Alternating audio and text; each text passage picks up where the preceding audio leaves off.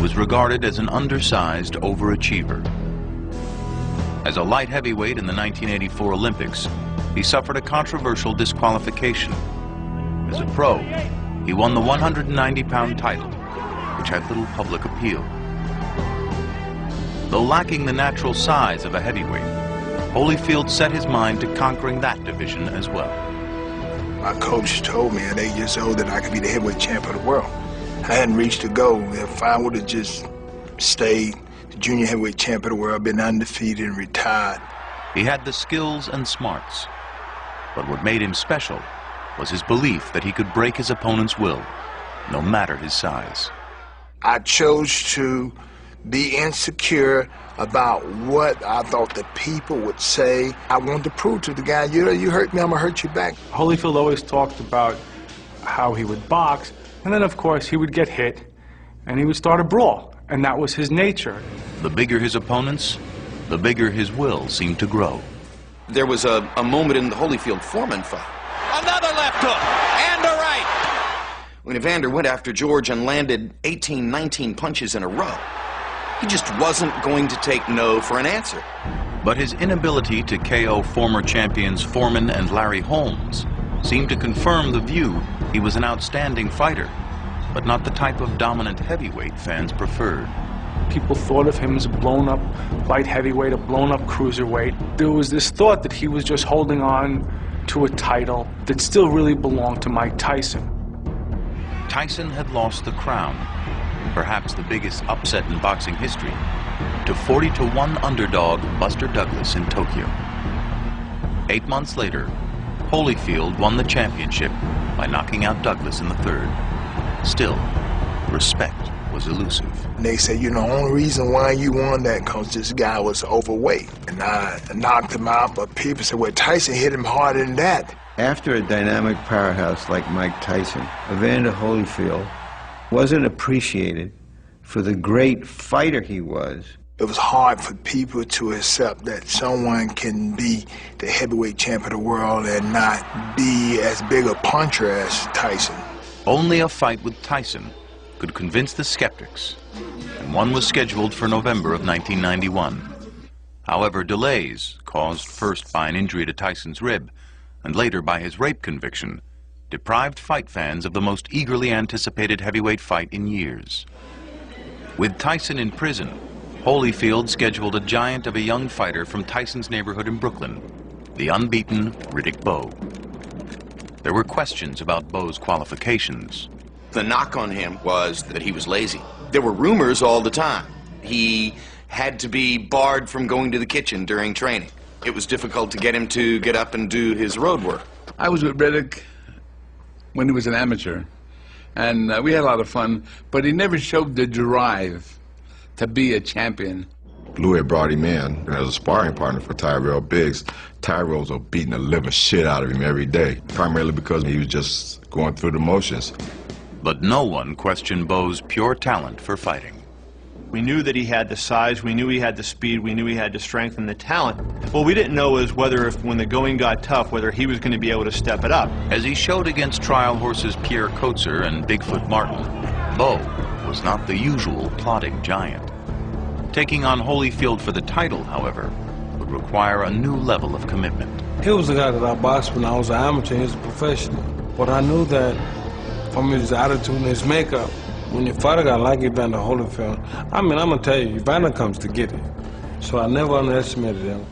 You never saw a more focused, more serious Riddick Bowe. It was perhaps the best training camp that we've ever had. Bowe was ready to fight for the title. A crowd of 18,000 awaits the fourth title defense for Evander Holyfield, a defense which now becomes the biggest test for respect in his 2-year reign as champion. On November 13th, 1992, the challenger appeared ready, but few anticipated the ferocious encounter we'd see that night.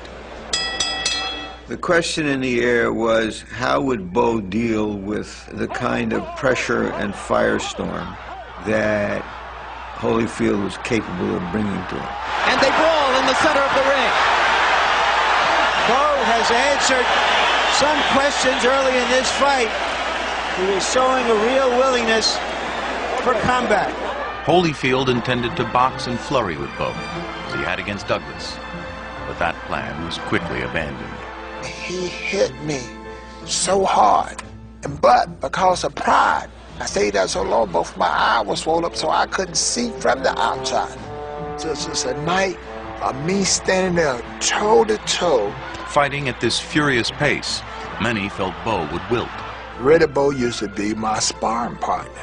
Smart fighter, good hand speed, inside and outside. But he was known for running out of gas. The left and a right by Holyfield and the left. These are solid shots, but the champion does not seem able to hurt Riddick Bowe. Now, why didn't he run out of gas? Round by round, the excitement was building, but it was the 10th round which took the fight into the stratosphere. Bowe stuns him with an uppercut, and just like that, the champion struggles to stay on his feet. What a hard fight, Holyfield. He's gonna stay on his feet. He's hanging in there. He hit me with an uppercut. Oh, it just a shot. Oh, you know, all of a sudden, you know, I know that I'm hit. Now I go on defense, and he's swinging for life. Gets away from a right hand, blocks another one. Bowe throwing and throwing, now goes to the body. Holyfield somehow standing up. Riddick laid so much punishment on Evander in the first minute and a half of the round that it was pretty hard to fathom how Evander was standing up. Joe Cortez watching. Champion gets the benefit of the doubt. It was just a matter of him getting hit one more devastating blow before I would have stopped it. However, Holyfield has been known to get staggered and come back. If you can feel the pain, then you're still in the game. It's when you don't feel the pain, you're out. This damn pit bull from Georgia would not go down. Evander Holyfield's incredible powers of recovery once again on display. And all of a sudden, the storm got quiet. Uh-oh now. Oh boy, I'm gonna hurt you. All of a sudden he had Riddick on the run, and for the last 30 seconds of the round, you're wondering how Riddick is going to finish. Look at Holyfield. What a warrior. Reversing the tide of the battle. The champion now has Bowe wobbling. And he lands a right hand. Everybody in the Thomas and Mack Center on their feet. A right hand by Holyfield. And another. Round 10 continues after the bell. Now, when the bell rung, I said, man, I just had 10 more seconds. Now, in the whole fight, now that's the only round that I was wishing that it could have been a little bit more time. I said to myself, this cat here, you all right. I was impressed with him, you know. Pat him on the stomach at the end of the round. I mean, it's a good round, you know. They both survived the storm, but it took more out of Holyfield than Bowe. Holyfield was floored in the 11th. Oh, Holyfield in serious trouble now, and he's going to go down. Again, Holyfield proved his resilience. The champion entered the 12th needing a knockout to retain the title. It was not to be. From the back of the arena now, they begin to rise and It could have been one of those old fights that went 20, 30 rounds. The bell rang to end the 12th round, and it was like, you know, they were saying 12 rounds isn't enough. We need to go until somebody can't go anymore. And new heavyweight champion of the world, Riddick. And it was devastating to me. Did he win? Oh, yeah. He won. And he won it the right way. He took the fight. Riddick Bowe emphatically answered any doubts about his resolve. His heart had always been questioned, and I felt like, God damn it, question this. Look at this man. Look at this athlete. Look at this competitor. And Holyfield's valor showed that a heavyweight champion could be measured by qualities other than power. There is no doubt whatsoever that the 10th round completely won over all the skeptics for Holyfield. Following the loss, Holyfield briefly considered retirement before winning a decision over journeyman Alex Stewart in June of 1993. Bowe's life, of course, changed overnight. The heavyweight championship is what you make of it, and Bowe's manager, the newcomer Rock Newman, intended to make a lot of it. I remember thinking, Rock Newman has a heavyweight champion. We're going to see some entertaining things. Newman had Bowe toss his WBC championship belt into a trash can, scrapping an understanding that he would fight Lennox Lewis. If anyone has criticism of me because I fought, scratched, and clawed for my client's interest, bring that criticism on. To further promote the personable new champion, Newman took Bo on an Ali-like world tour. It expanded Bo's horizons and his waistline.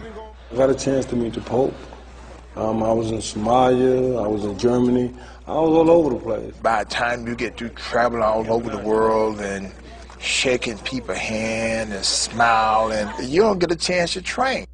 Rock Newman is a smart guy who thinks out of the box, and he was going to try to market Bo as a world figure. He outthought himself. To this day, a defiant Newman disagrees. In spite of the fact that many say that the world tour had something to do with his problems, he came back, he went into training, he fought Jesse Ferguson in May. It is a fight that Eddie Futch says that he thought that Bo looked better than he had ever looked, ever. Whether or not the world tour adversely affected Bo, a bigger distraction was a constant battle of the bulge. Bo was not a partier, was not a drinker, smoker, or drugger. What he did is he gorged himself. If there was a piece of cake over there that was, you know, telling me to come get it, I went and got it. It was clear when Bo met Holyfield for the rematch that Bo did more eating than training. It's more than just the extra 11 pounds. He looks softer all over, right, George? He is not proud of his body tonight. Holyfield added 12 pounds, but it was all muscle, demonstrating that his hunger was only to recapture the title he had lost. With new trainer Emanuel Stewart, Holyfield agreed to stick to the strategy he abandoned in the first fight. I says, we're going to beat him with rhythm, speed, techniques, moves that would make Riddick Bowe's larger size become a handicap instead of an advantage. The change worked, as Holyfield dictated a more deliberate pace in the early rounds. Holyfield has got the fight in his hand now. He's double jabbing. Everything he does, he moves first and then he retreats good afterwards. By adopting a different strategic tack, Evander had thrown Riddick just enough off balance to make it a different fight. He was standing out of harm's way. Kind of frustrated me with his movement. Bo throwing one punch at a time. I was counter-punching, then I was able to lead. That second fight was, you know, it was a masterpiece. A masterpiece that looked like it would go unfinished. And somebody in a parachute has just landed on the edge of the ring, has been pulled away by security guards. The fight has been brought to a halt. There's a massive melee at ringside. I see this guy come crashing into the rope. When he did that, you know, that look on my face and Riddick Bowe, like, turned around looking, he was kind of skeptical and looked back like I was joking. I thought he seen King Kong. Chaos. Surreal. Just bizarre. We were disoriented. No one knew what this meant. I thought, this has got to be a dream. Maybe I didn't wake up in time. Couldn't be real. The fight stopped. People reaching over and pulling him down and starting to pound him. He got his ass thoroughly smashed. I saw Caesar's Palace security, I saw our security, I saw the Fruit of Islam, everyone converging on this guy. I was thinking, does he have a weapon? Is he carrying a bomb? And people began to scream, and some people pulled out their guns.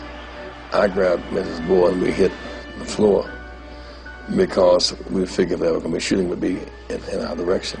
My first thought was it was an attempt on either Farrakhan or Jesse Jackson's life. Pandemonium broke out. This is a monumental disaster. Right now, police are filing by me at ringside and grabbing this gentleman who has created a monstrosity of an interruption in the bout. With Fan Man finally removed, the question became, what next? I don't know what we would have done if they would have refused to fight anymore. I knew that Bowe's wife was taken on a stretcher that night. I have just gotten word that Riddick Bowe's wife has just fainted at ringside. Gentlemen, she's in the early stages of her 4th pregnancy. She's fainted with excitement and maybe even fear. We had to take her out. I thought about it for a long time, standing there, if I should go with her, if I should stay here. To the extent that we could have some coherent discussion, it really focused on him feeling a need to get out of the ring and go be with his pregnant wife versus whether or not he should stay there and fight and try to defend his title. I never wanted people to say that Riddick Bowe was a quitter. He could have continued to fight, but he got out the ring or whatever the case may be, so I didn't want to open that door. After a 21-minute delay, the fight resumed in round 7, already in progress. 1 minute, 50 seconds remain in the round. Well, I suppose that if a wasp came into Picasso's studio and stung him on the nose, he'd go and get some ice and go right back to his easel, and that's what the fighters did. Who had benefited from the delay? Bowe saw his wife in distress. Holyfield saw a weary opponent get a rest. If it wasn't been for that man that flew in, you know, it was a short night. When the fight resumes, he come out there, he start throwing punches. I was overwhelmed. It takes me damn to end the fight to get warmed back up, and by this time I'm behind on points. I realized that what I have won is 6 rounds, but you know what? The fight is over after 12. Left-right combination. Bowe misses with the uppercut. Should have used my jab because he couldn't get away from the jab and he couldn't get around it, but if I had used my jab a little bit better, I don't want to fight hands down. Riddick still had his moments. Holyfield staying in, becoming a target. Bowe starting to heat up. It was a really close fight. It was doggone near impossible to separate them and try to figure out who had actually won the fight. So close, in fact, that the scoring of the disrupted 7th round played a major role in Holyfield regaining the title. 3 judges, one scored it for Bowe, one scored it even, one scored it for Holyfield. If the judge who scored it for Holyfield would have scored that round for Bowe, then Bowe would have kept his title, would have turned out to be a draw. And so this fan man may have caused a change in boxing history. In 1988, Michael Moorer arrived at the Kronk Gym in Detroit, a program unparalleled in the production of champion boxers. A small-town kid from Monessen, Pennsylvania, Moorer quickly adapted to his new surroundings. When you fought inside the gym, you gained a lot of notoriety, recognition on what you did in the ring, and I kicked a lot of ass in there. We turned him professionally in March of 1988, and in December of 1988, on nationwide television, he was the new light heavyweight championship of the world.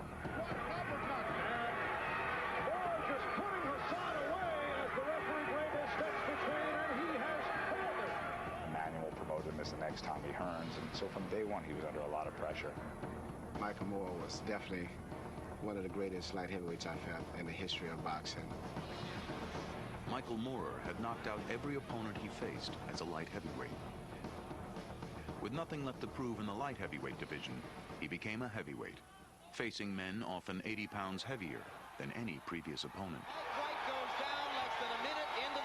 By the time that Michael Moorer had began fighting as a heavyweight, he also had made big changes in his mental makeup. He wanted to do things more his way. Regardless of what you would tell him, he wanted to prove you wrong. So in 1991, Michael Moorer moved out of Emanuel Stewart's house in Detroit, which he thought of as a home. His trainer and surrogate father had sold his contractual interests. For nearly 2 years, Moorer had a series of trainers, many of whom questioned his desire and mental makeup. I had heard that he was a guy that would walk out in the middle of sparring, and I said, this is a guy who's just unsure of himself. In 1993, Moorer's manager, John Davamos, hired trainer Teddy Atlas, whose reputation was of a tough-loving disciplinarian. He would push me and I'd push him right back. He wasn't taking any shit, neither was I. He had been abandoned by a father. He had been abandoned in certain situations professionally, so he wanted to test to see if you were really going to be there, if you weren't going to disappear. There's no question that Teddy was the right guy at the right time. He was my trainer, and he was also my friend, a person who taught me a lot. I love Teddy. I'm sure he feels the same way about me. He won't say it, because that's that tough guy image. In only their second fight together, Moorer and Atlas walked into the ring to face the greatest challenge of their collective careers, a heavyweight championship fight with Evander Holyfield. Let's get it on! Michael Moore get it on? Short punches inside, doing damage for Moore. Already his punching power a factor in the bout. Holyfield knocks it down. Early in the fight, Atlas confronted Moore about his passive approach in the biggest fight of his life. You go in there and you start backing this guy up and you start doing what we trained to do. Otherwise, don't come back to this fucking corner. Do you hear me? Where's the fight? Where's the passion? Where's the desperate need to win the title? You're lying to yourself because you're gonna cry tomorrow. You're lying to yourself, and I'd lie to you if I let you get away with that. Boxing tradition suggests that a challenger must take the title from a champion, especially a respected champion like Evander Holyfield. Atlas worried Moore wasn't doing enough. There comes a time in a man's life when he makes a decision to just live, survive, or he wants to win. You're doing just enough to keep him off there and hope he leaves you alone. Can Moore win a championship this way? Does he have to show some passion and make something happen? Or can he just go along trying to win each round? You want me to change places with you? You're blowing it. You're blowing it.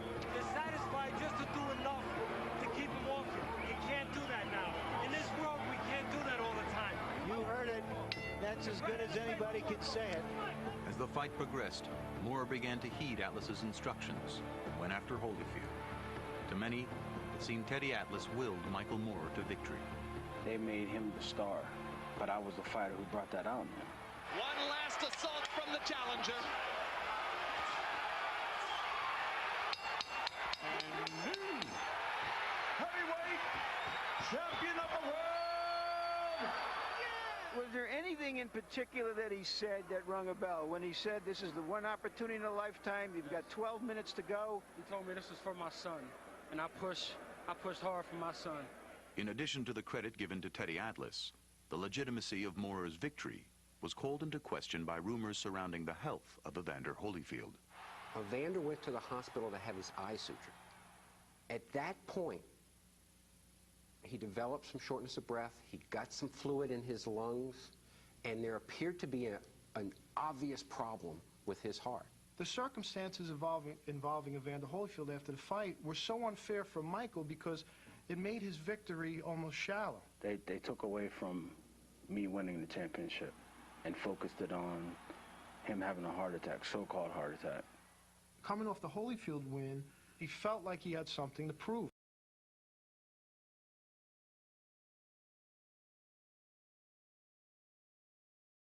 He was regarded as an undersized overachiever. As a light heavyweight in the 1984 Olympics, he suffered a controversial disqualification. As a pro, he won the 190-pound title, which had little public appeal. Though lacking the natural size of a heavyweight, Holyfield set his mind to conquering that division as well. My coach told me and he would start a brawl, and that was his nature. The bigger his opponents, the bigger his will seemed to grow. There was a moment in the Holyfield-Foreman fight. Another left hook and a right. When Evander went after George and landed 18, 19 punches in a row, he just wasn't going to take no for an answer. But his inability to KO former champions Foreman and Larry Holmes seemed to confirm the view he was an outstanding fighter, but not the type of dominant heavyweight fans preferred. People thought of him as a blown-up light heavyweight, a blown-up cruiserweight. There was this thought that he was just holding on to a title that still really belonged to Mike Tyson. Tyson had lost the crown, perhaps the biggest upset in boxing history, to 40-1 underdog Buster Douglas in Tokyo. 8 months later, Holyfield won the championship by knocking out Douglas in the third. Still, respect was elusive. And they said, you know, the only reason why you won that because this guy was overweight. And I showed that I could be the heavyweight champ of the world. I hadn't reached the goal. If I would have just stayed the junior heavyweight champ of the world, been undefeated and retired. He had the skills and smarts, but what made him special was his belief that he could break his opponent's will, no matter his size. I chose to be insecure about what I thought the people would say. I wanted to prove to the guy, you hurt me, I'm gonna hurt you back. Holyfield always talked about how he would box, and then of course he would get hit, and knocked him out, but people said, well, Tyson hit him harder than that. After a dynamic powerhouse like Mike Tyson, Evander Holyfield wasn't appreciated for the great fighter he was. It was hard for people to accept that someone can be the heavyweight champion of the world and not be as big a puncher as Tyson. Only a fight with Tyson could convince the skeptics, and one was scheduled for November of 1991. However, delays caused first by an injury to Tyson.